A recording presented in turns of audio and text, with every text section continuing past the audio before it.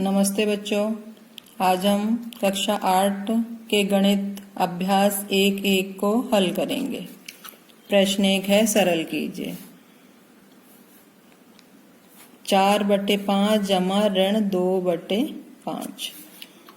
हमें इन दो परिमेय संख्याओं को जोड़ना है। तो जब इनका हम हर देखते हैं, यहाँ हर समान है। जब हर समान होता है तो समान हर वाली संख्या को बट्टे में उतार लेते हैं और अंशों को योग कर देते हैं। यहाँ अंश 4 है, जमा का और ऋण का गुणा किया तो ऋण आया और ये हो गया 2।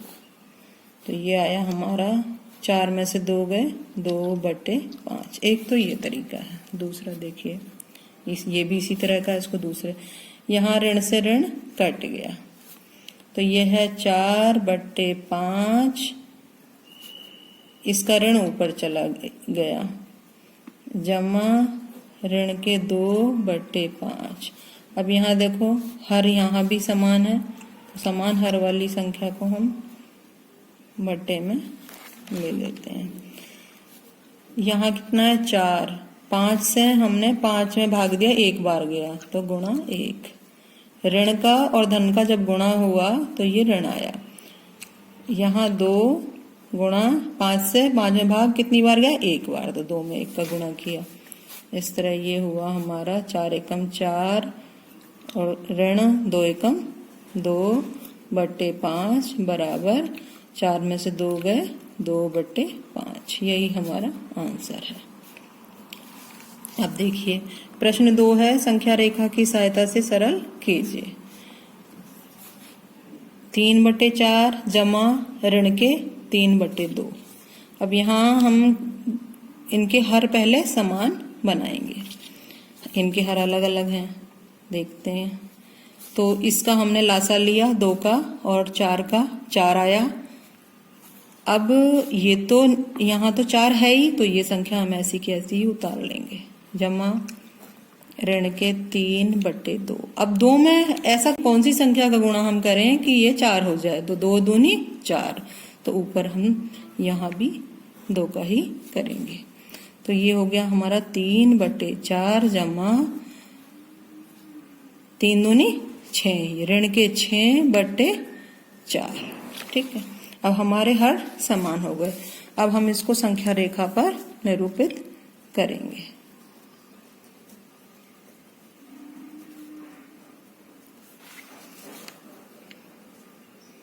यहाँ हम संख्या रेखा बनाते हैं।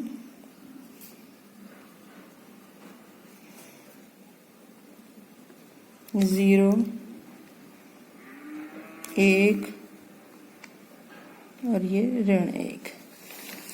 अब देखो, ये पहली जो संख्या है हमारी 3/4, इसको, ये एक धनात्मक संख्या है। हम संख्या रेखा पर निरूपित करने के लिए हर देखते हैं। यहाँ 4 है तो हम 0 से 1 के बीच 4 खाने करेंगे। 1, 2, 3 और ये हो गया हमारा 4। ठीक है, यहाँ देखते हैं कि पहला ये हुआ 0/4, 1/4, 2/4, 3/4 और ये 4/4।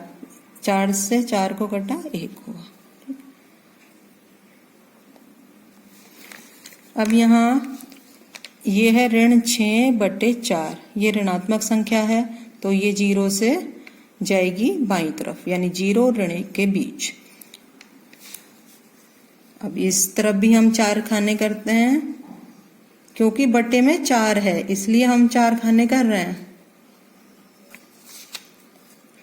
ये हुआ ऋण का 1/4, ऋण का 2/4, ऋण का 3/4, ऋण का 4/4। जब ऋण 4 को 4 से काटा तो ऋण 1 आ गया हमारा यहाँ।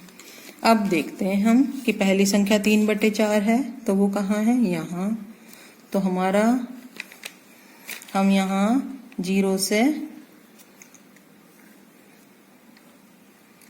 3/4 का पर पहुंचे तो 3/4 बराबर 3 विस्थापन, 1 2 3 3 खाने का हुआ ना, 3 विस्थापन और धनात्मक दिशा में।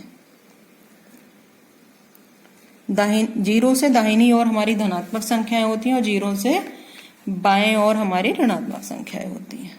उसी प्रकार जीरो से दाएं ओर धनात्मक विस्थापन और जीरो से बाएं ओर ऋणात्मक विस्थापन होता है। अब यहाँ हमें देखना है, ये है ऋण 6। अब हमें 6 है तो हमें किधर जाना पड़ेगा, बाईं तरफ। यहाँ देखें, अब यहाँ से हमने शुरू किया और 6 खाने हम गए, 1 2 3 4 5 6, ये हो गया हमारा। तो हमारा विस्थापन यहाँ से ये हुआ और हम आए यहाँ, ठीक है। तो यहाँ हमारे कितने खाने हुए थे, ऋण के 6/4 बराबर 6 विस्थापन कौन सी दिशा में हुआ, ऋणात्मक दिशा में।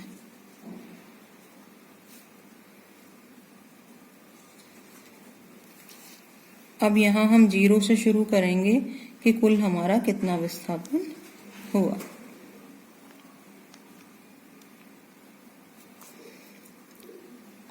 एक, दो, तीन विस्थापन कौन सी दिशा में है, ऋणात्मक दिशा में। इसका मतलब क्या होता है, ऋण 3/4, क्योंकि हमारे 4 पार्ट्स हैं, 4 खाने हैं, 1 2 3 4, ठीक है। अब यहाँ यही हमारा आंसर है। तो इसको हम कैसे लिख सकते हैं, 3/4 जमा ऋण के 3/2 बराबर ऋण के 3/4, ये हमारा आंसर हुआ। अब इसको चेक और कर देते हैं हम कि ये सही है या गलत है। यहाँ जांच कर देते हैं इसके उत्तर की, जब अंशों को जोड़ देते हैं। यहाँ देखो, 3 ऋण का और धन का गुणा हुआ ऋण 6 बराबर हुआ 6 में से 3 गया, 3/4 आया ये। अब देखो यहाँ 6 बड़ी है कि 3, 6 बड़ी है हमारी, इसके सामने ऋण का निशान है तो ऋण के 3। तो यानी हमारे उत्तर भी की जांच सही है। अब दूसरा प्रश्न है, देखो इसको भी संख्या रेखा की सहायता से ही हमें हल करना है। ये दोनों ऋणात्मक हैं, ऋण से ऋण इनका कट गया, ये हुआ हमारा 3/4 जमा इसके ऋण को हम ऊपर ले लें, ऋण के 5/6। अब यहाँ भी हमारे हर जो हैं वो अलग अलग हैं, तो हमें क्या करना है, इनका लासा लेंगे। इनका लासा लिया हमने, लासा आता है 12। अब हर में कितने का गुणा करें कि 12 हो जाए, 3 का। तो हम ऊपर नीचे इसमें 3 का गुणा करते हैं, जमा इसी प्रकार ऋण के 5/6 में 6 में कितने का गुणा करें कि 12 हो जाए, 2 का। 6 दूनी 12, तो हम ऊपर भी 2 का ही गुणा करेंगे। यहाँ देखो 3 तिया 9 और 4 तिया 12, जमा ये हो गया हमारा 5 दूनी 10 और ऋण के 10/6 दूनी 12। अब हमारे हर समान हो गए। अब हम इसको संख्या रेखा पर निरूपित करेंगे। हमने संख्या रेखा बनाई,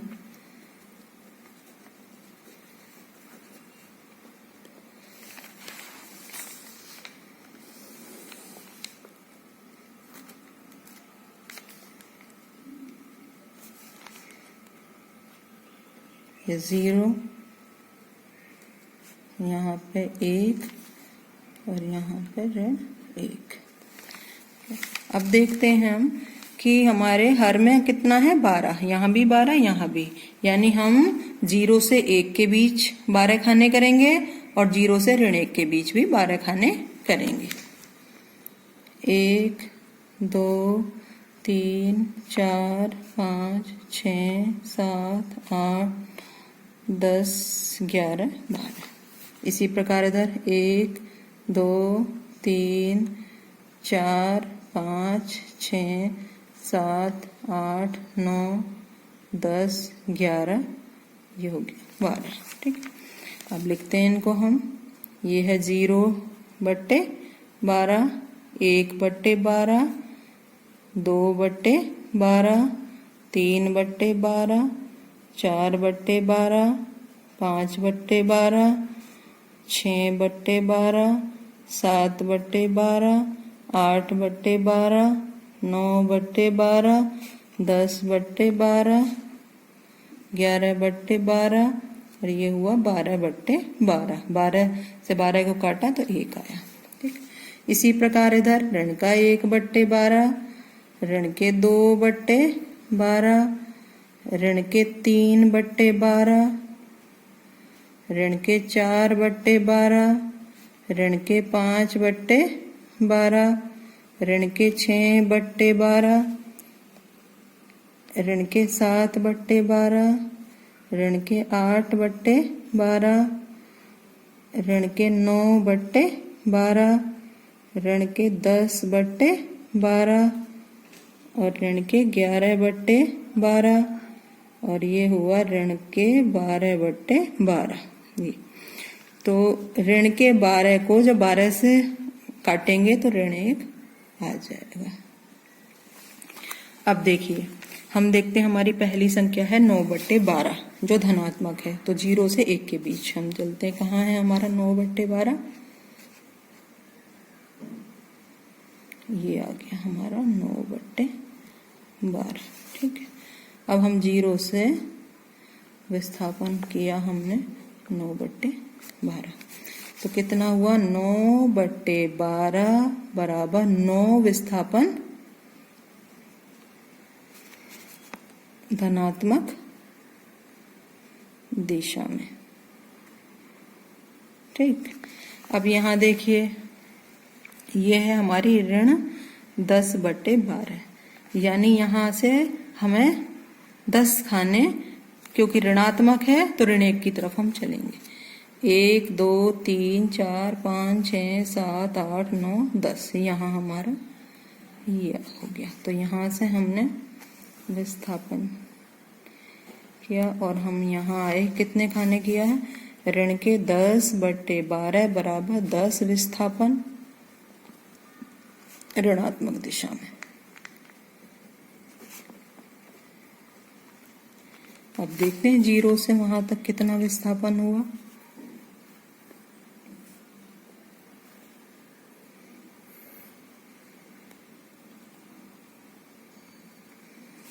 जीरो से यहाँ तक 1 खाने का विस्थापन हुआ।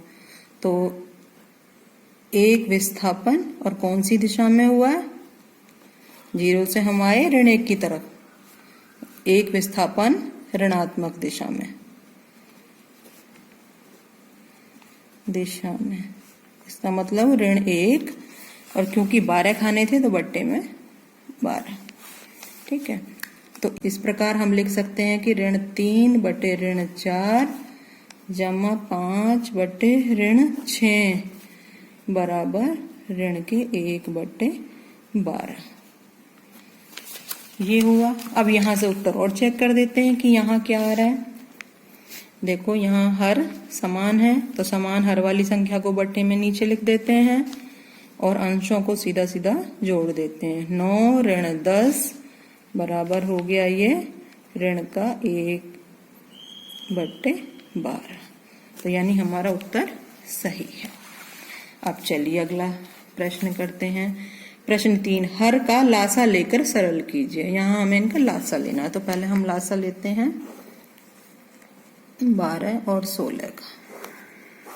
देखिए 2 से गया, 2 6 12, 2 8 16, फिर 2 से गया, 2 3 6, 2 4 8, फिर 2 से गया, 3 में जाएगा नहीं और 4 में 2 बार, फिर 2 से 3 में नहीं जाएगा, 2 में गया 1 बार, अब 3 से गया 1 बार। ठीक है, तो अब यहाँ इसका क्या आया, लासा निकालेंगे हम। तो ये हुआ हमारा 2 गुणा 2 गुणा 2 गुणा 2 गुणा 3, 2 दूनी 4 दूनी 8 दूनी 16 3 48। तो तो इसका लासा आया 48। यहाँ हमने बट्टे में 48 लिखा। अब ये हमारा 5 है, 12 से हमने 48 में भाग दिया, 12 चौक 48, तो 5 गुणा 4, ऋण का और धन का गुणा किया तो ऋण आया। 16 से हमने 48 में भाग दिया, 3 बार गया तो ये आया, लिखा 7 गुणा 3, तो ये आ गया हमारा 5 चौक 20, ऋण 7 21 बट्टे 48। अब देखो एक ऋण की एक धन की घट जाएंगी, तो 21 में से 20 गए, 1 बट्टे 48। अब यहाँ देखेंगे हम कौन सी बड़ी है, 21 बड़ी है, उसके आगे कौन सा निशान है, ऋण का, तो ये हुआ आंसर। अब ये देखिए अगली संख्या, इसका भी लासा लेकर हमें करना है। अब यहाँ 11 है, ये 33 है बट्टे में, तो ये देखते हैं हम कि जब 11 तिया 33 होते हैं, जब छोटी संख्या के पहाड़े में बड़ी आती है तो बड़ी संख्या ही हमारी लासा होती है। इसका ऋण से ऋण हमने काट दिया, ये है 3 गुणा 11 से हमने 33 में भाग दिया 3 बार, तो 3 गुणा 3, ऋण का और धन का गुणा हुआ ऋण 4, 33 से 33 में भाग गया 1 बार, तो ये 3 तिया 9, ऋण 4 एकम 4 बट्टे 33, ये बराबर आया 5 बट्टे 33। यही हमारा आंसर है। इसी प्रकार अब देखिए प्रश्न 4 है, मान ज्ञात कीजिए। बट्टे 1 लिख के इसको परिमेय संख्या बना लिया। अब हम यहाँ देखते हैं कि 1 का 9 में 1 का पहाड़ा 1 गुणा 9 9 होते हैं, तो यानी जो बड़ी संख्या होती है वही हमारा लासा होती है। तो यहाँ हम 1 का 9 में भाग गया 9 बार, 2 गुणा 9 किया, ऋण का धन में गुणा हुआ ऋण आया, 9 से 9 में गया 1 बार, तो 11 गुणा 1, ये हो गया हमारा 9 दूनी 18, और ये 11 एक कम 11, ऋण 11 बट्टे 9। अब यहाँ हमने 18 में से 11 घटा दिए, तो ये आया हमारा 7 बट्टे 9।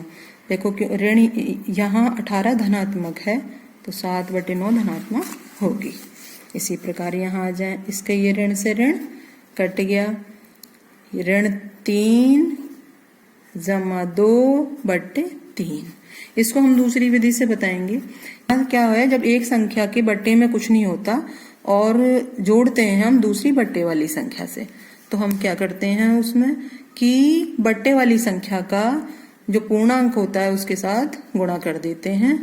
ऋण 3 गुणा 3 जमा 2 बट्टे 3, जैसे कि इसका और इसका गुणा किया और ये जोड़ा, तो ये हुआ ऋण के 9 जमा 2 बट्टे 3। अब देखिए यहाँ क्या है, 9, एक ऋण की एक धन की घटेगा, तो 9 में से 2 गए 7, ये 3 आया। अब निशान किसका बड़ा है, देखो संख्या हमारी, अगर हम ये निशान छुपा दें तो कौन सी बड़ी है, 9, तो निशान तो 9 पे ऋण का निशान है तो रहेगा, ऋण 7 बट्टे 3 इसका उत्तर आया। आज के लिए इतना ही, धन्यवाद।